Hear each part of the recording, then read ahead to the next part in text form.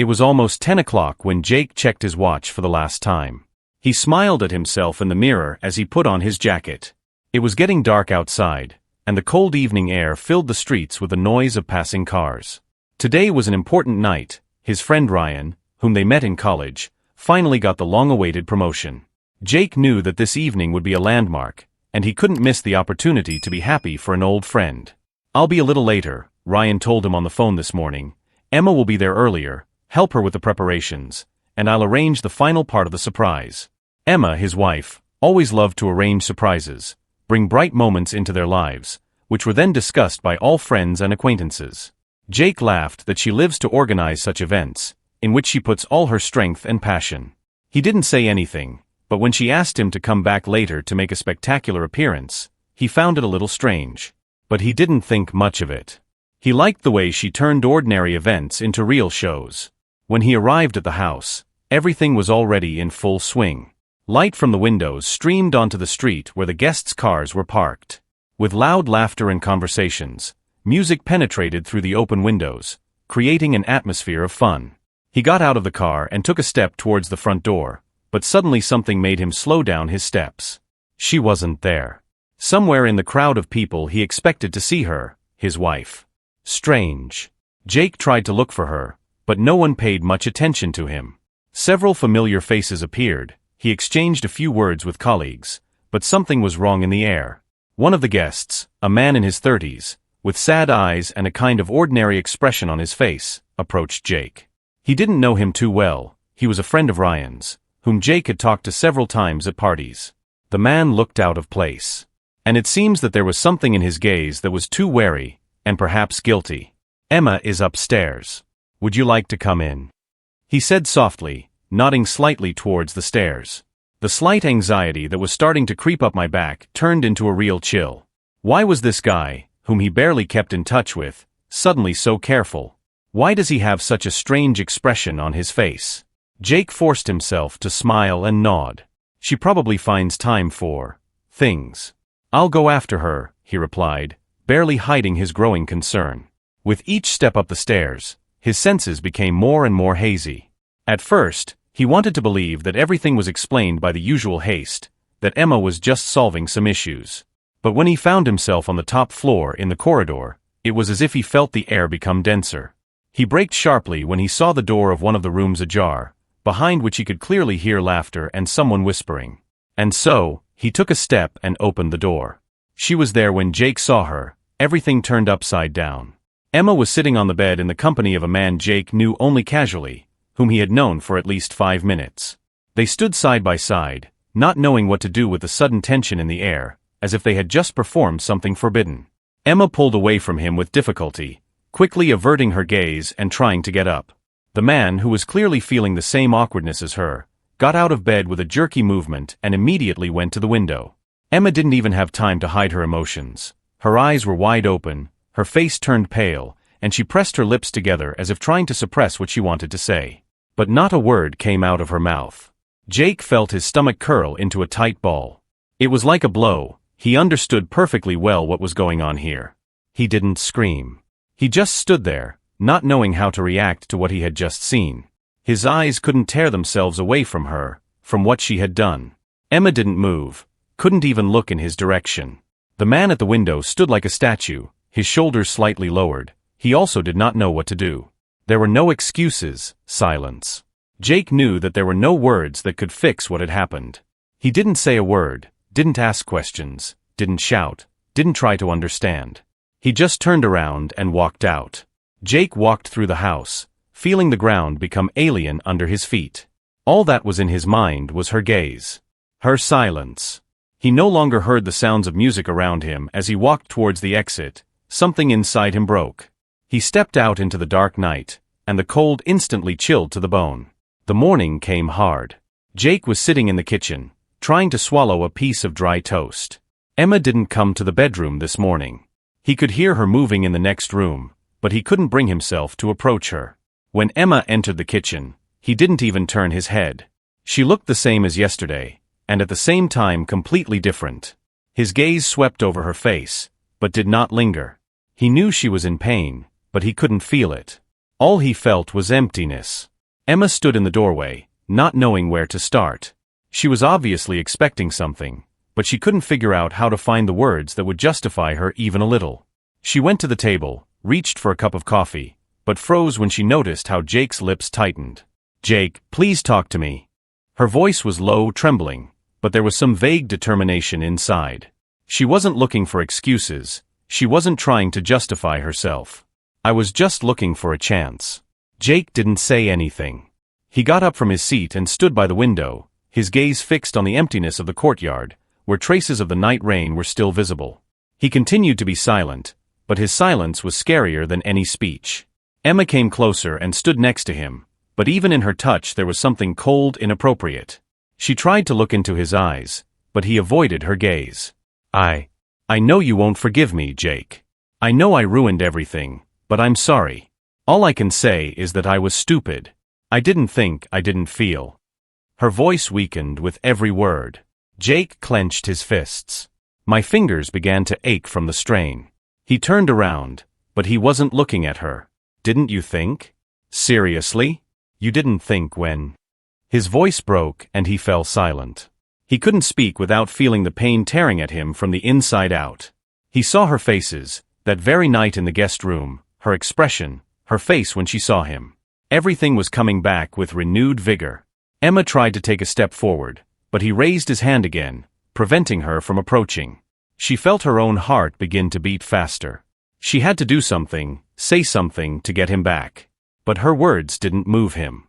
"I can't." Jake said it slowly, as if speaking to himself. "I can't believe you anymore, Emma." She gripped the edge of the table, trying to hold herself back. She felt her world crumbling. She couldn't believe that everything they had built over so many years could collapse overnight. And what would she have to do to get it all back? She didn't know. "You don't even want to hear why this happened?"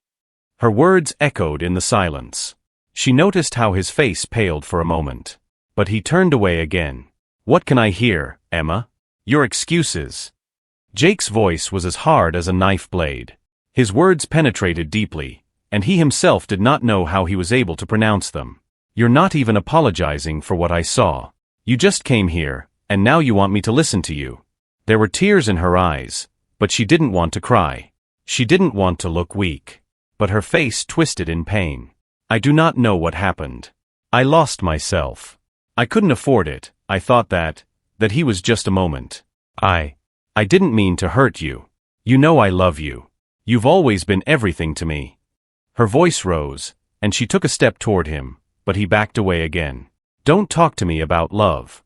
Your love is not what I imagined it to be. If you loved me, you wouldn't have done this." Jake sighed and went to the door. "You made the choice so easily. It doesn't matter what you say. You chose him."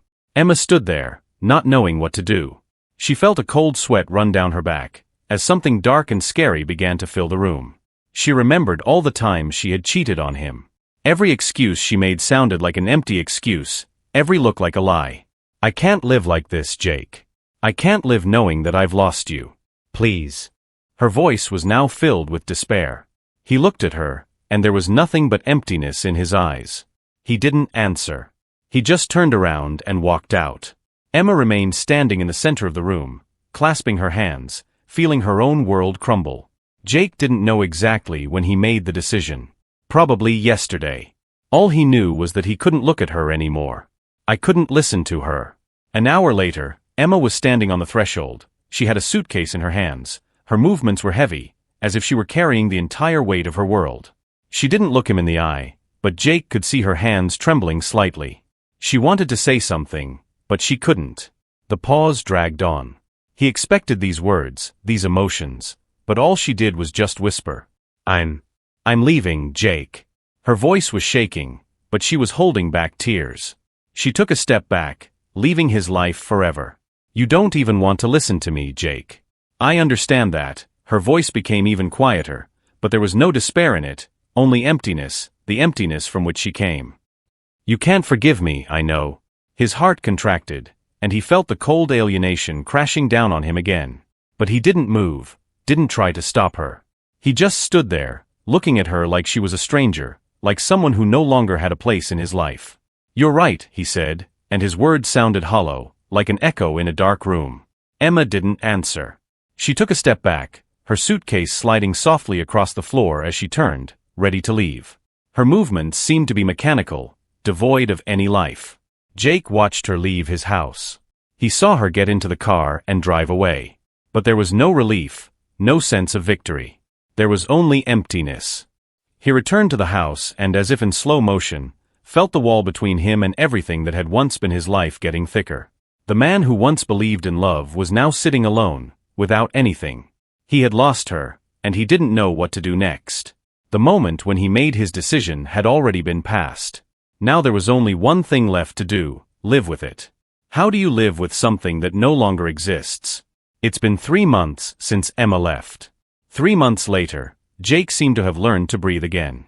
He was the same person, but somehow different at the same time. Time has become strange, like a fog that does not dissipate, but simply absorbs everything around.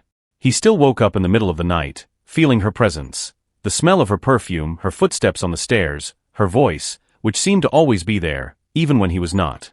It remained. It was forever. He went to work like a zombie, like a man who was just doing his job so as not to be completely lost.